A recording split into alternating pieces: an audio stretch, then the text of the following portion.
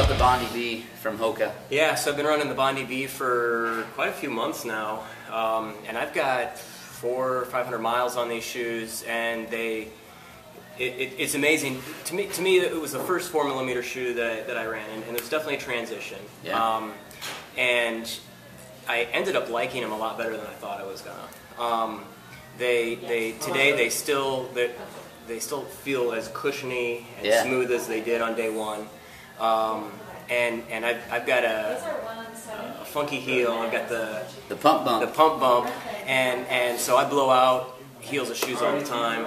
And these shoes are starting to show that wear in the heel cup where it is starting to blow out. It's not bad yet. I could still run. I'm guessing I could put another 100 miles or more on these shoes. But just so you know that the heel is starting to blow out. Yeah. And those are a 10. Yeah, those are a bit big. I would normally wear a half size smaller. You'd be a 9.5 in those. Yep. Okay. Whether that made a difference or not, but it's interesting. You know, I've seen some reviews. I mean, guys saying they're getting 800 miles. It sounds like we believe it.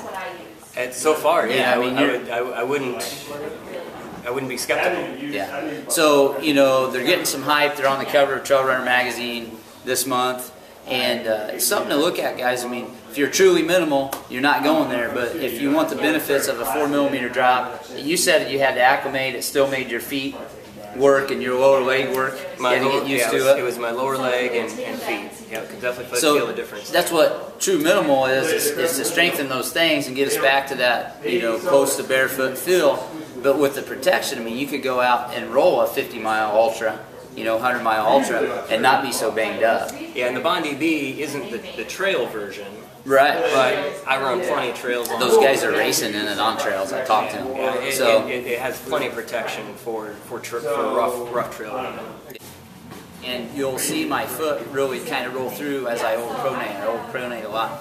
I thought I was going to be able to maybe stay in them all right, but I mean, I rolled through them and I could feel it. So what they recommend is an insert like a Power Step or a Super Feet, something that has a little stiffer arch support system to it for someone that overpronates like myself. And I think had I been able to arm wrestle Rob for those and get him back, I could have put my inserts in. But he liked them more than he thought he would, I think. But you know, it's a hard sell for people. They look kind of funky, but there's a lot of guys really starting to enjoy them, and it's starting to kind of spread around. So pay attention to the Hoka stuff and see what comes out. I'd like to see if they come out with a stability version, but I don't know if they will or not. Yeah, the only other thing I'd mention on the Bondi Bs is I tried to do some speed workouts. We talked about that, and part of it might be because it was a half size big, but it didn't feel to me like, you know, if I'm trying to do quarters or halves, didn't feel super responsive as far as that goes. But sweet for pounding down hills and climbing, it feels good because it's got that curved toe. But it is, you know, if you tried to do anything curvy and fast, it'd be a little funky. So pick your poison and use it wisely.